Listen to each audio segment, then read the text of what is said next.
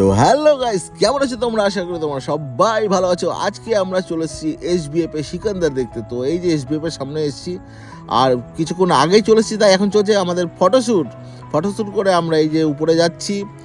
SBF এ কিছুক্ষণ আগেই আমরা চলে এসেছি, তো ভাবলাম উপরে গিয়েও ফটোশ্যুট করবে, তাই একটু আগেই চলে আসলাম। তাই যাচ্ছি আমরা লিফটে। 4th ফ্লোরে আছে আমাদের SBF, তাছাড়াও 3rd ফ্লোরে ফুড কাউন্টার আছে। এখন আমরা লিফটের ভিতরে এন্টার করছি, আর এন্টার করে চলে যাবো সোজাসুজি 4th ফ্লোরে, যেখানে SBF রয়েছে।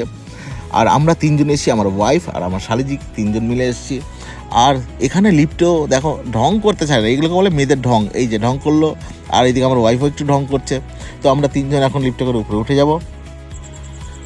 ভেতরে এন্টার হওয়া মাত্র দেখছি এখনও মুভি স্টার্ট হতে সময় লাগবে, তাই আর কি ফটোশ্যুট স্টার্ট। আর এই SBF হলে যে অ্যাম্বিয়েন্সটা করেছে না, খুব সুন্দর, অসাধারণ লাগছে।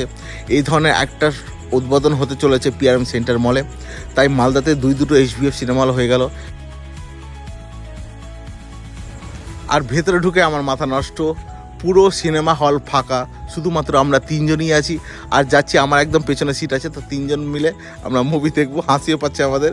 তো এইভাবে মুভি দেখলাম, ফাঁকা মুভি দেখতে একটা আলাদাই মজা লাগে। তো আমরা মুভি দেখতে দেখতে একটু মাঝখানে বোর হয়ে গেছিলাম, তো আবার মুভিটা কন্টিনিউ করলাম। এখন সিকান্দার মুভি দেখে বেরালাম, আর মুভি দেখে যা মনে হলো, বইটা সত্যি খুবই খারাপ, স্টোরি লাইন খুব খারাপ হয়েছে। আশা করেছিলাম খুব ভালো হবে।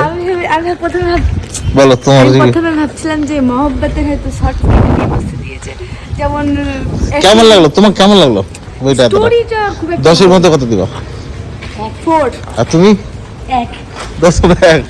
আচ্ছা, আমি 10-এর মধ্যে 4-5 দেবো। সালমান খানের জন্য ফাইটগুলো ভালো হয়েছিল, বাদ বাকি বেকার ছিল পুরো বইটা। তবে ভিডিওটি আজকের মতো এতটুকুই। Bye, tata.